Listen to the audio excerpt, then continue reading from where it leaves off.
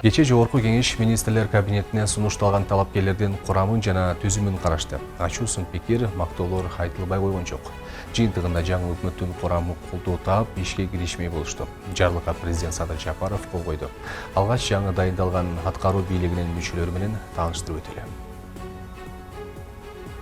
Экономика жана коммерция министри Алмаз Бекетаев, финансы министри Руслан Казакбаев, тышкы иштер, тышкы соода жана инвестициялар министри Аяз Баетов, юстиция министри Эркинбек Осоев, транспорт жана коммуникациялар министри Аскарбек Жаныбеков, айыл чарба министри Доскулбек Мурзаев, энергетика министри Динара Кутманова, жаратылыш ресурстары, экология жана техникалык көзөмөл министри Алымкадыр Бешеналиев, саламаттыкты сактоо министри Болотбек Купешев, билим берүү жана илим министри Азамат Жаманкулов, маданият, маалымат, спорт жана жаштар саясаты министри Кудайберген Базарбаев, эмгек, социалдык камсыздоо жана миграция министри Бактыбек Бекболотов, коргоо министри Улан Ниязбеков, ички иштер министри Бообек Ажикеев, өзгөчө кырдаалдар министри болуп дайындалды. Арзыбек Кожошов, министрлер кабинетинин төрагасынын биринчи орун басары, Азиса Алиев, экономикалык блок боюнча орун басары, Эдил Байсалов, социалдык блок боюнча орун басары, Камчыбек Ташиев, министрлер кабинетинин төрагасынын орун басары, улуттук коопсуздук боюнча мамлекеттик комитеттин төрагасы болуп дайындалды. Мына ушундай өкмөттүн курамы дайындалды. Бул аралыкта өлкө башчы өкмөттүн иштешине бардык шарттар түзүлгөндүгүн белгиледи.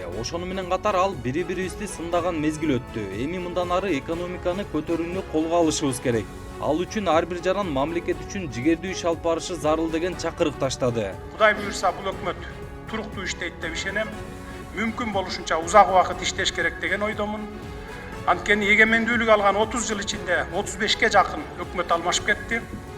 Бул деген сөз ар бир өкмөттүн иши алдыга жылбай, бир эле орунда турду дегенди билдирет.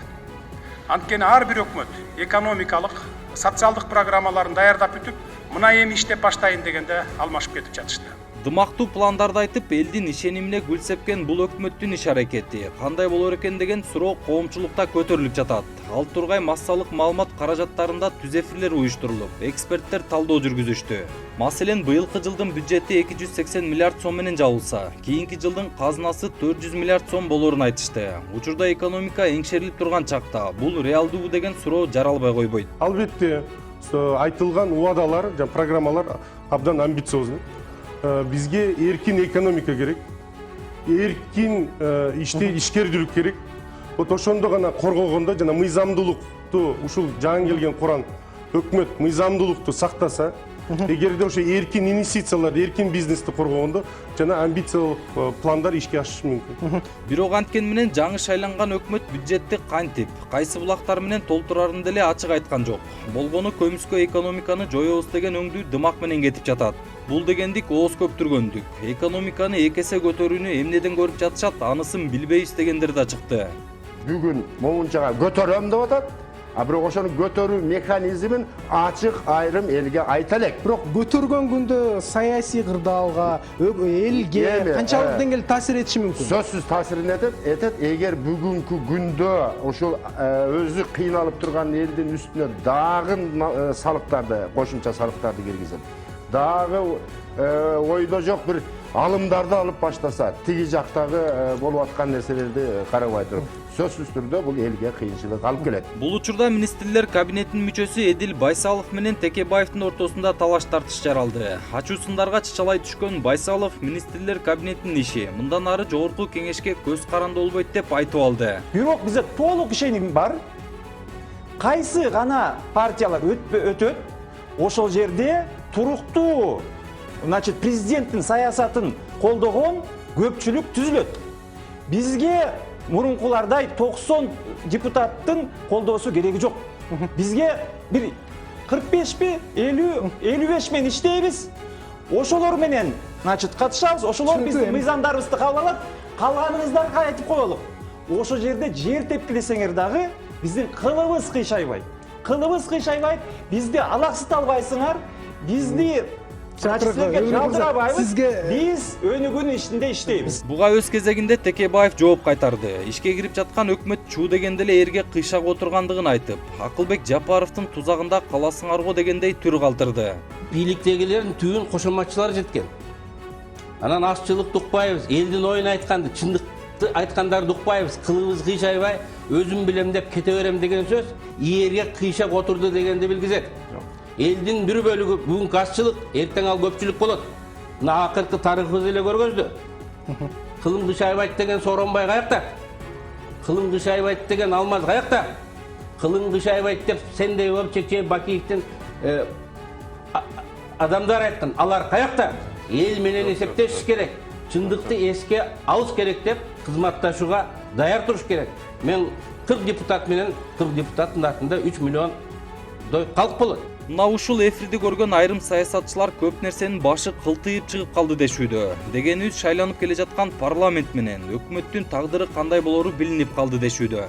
Ортодо ажырым кетти. Бул жүрүштө кетсе аткаруу бийлиги көпкө барбайт дейт саясатчы Каныбек Осмоналиев. Эми жаңы конституция боюнча бир топ баягындай бир мындай чын айтсам мага жакпаган нерселер келип калды. Кача мен өзүм да конституциялык кеңешменин мүчөсү болом, каршы чыккан болчумун. Мисалы үчүн депутаттарды чакырып алуу процедурасы кирип калды.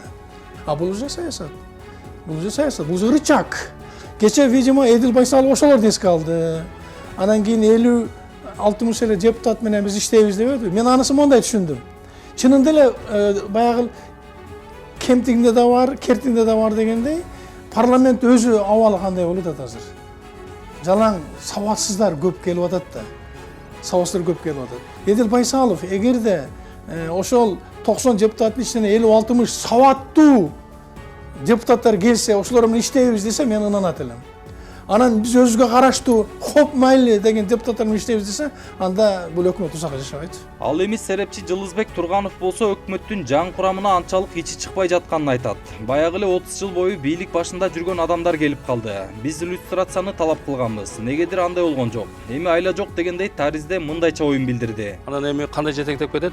Айтыш кыйын. Себеби акыбалты чынында эле оор, бардык жакта кымбатчылык болот, экономикалык өтө тартылыштык болуп атат.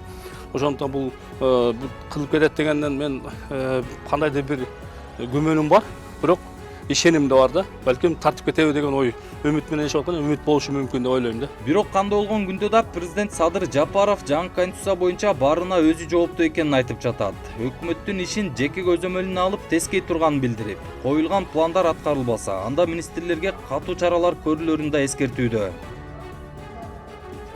Жолдар Бузумов, Нурбек Жеңишбек уулу, Нур Ньюс, Бишкек. Россия өкмөтүнүн төрагасы Михаил Мишустин Акылбек Жапаровдун министрлер кабинетинин төрагалыгына дайындалышы менен куттуктады.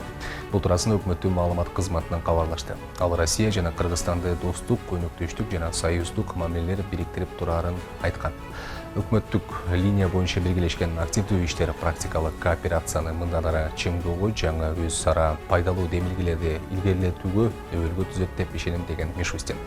Россия өкмөтүнүн төрагасы Жапаровго чың ден соолук, бакубаттуулук жана жооптуу кызматта ийгиликтерди каалаган. Ошондой эле Өзбекстандын премьер-министри Абдулла Арипов Акылбек Жапаровду министрлер кабинетинин төрагасы болуп дайындалышы менен куттуктады. Өзбекстандын премьер-министри белгилегендей, өлкө жетекчиси жана парламенти тарабынан Акылбек Жапаровго көрсөтүлгөн жогорку ишеним анын натыйжалуу эмгек ишмердигинин татыктуу бааланганынын далили болуп саналат. Биргелешкен күч аракеттер аркылуу биздин өлкөлөрүбүздүн жана элибиздин бакубат жашоосу үчүн өзбек-кыргыз өз ара пайдалуу кызматташтыгын мындан ары кеңейтүүгө жана чыңдоого жетишебиз деп ишенем, деди ал. Өзбекстандын премьер-министри Акылбек Жапаровго чың ден соолук жана жооптуу мамлекеттик кызматта ийгиликтерди каалады.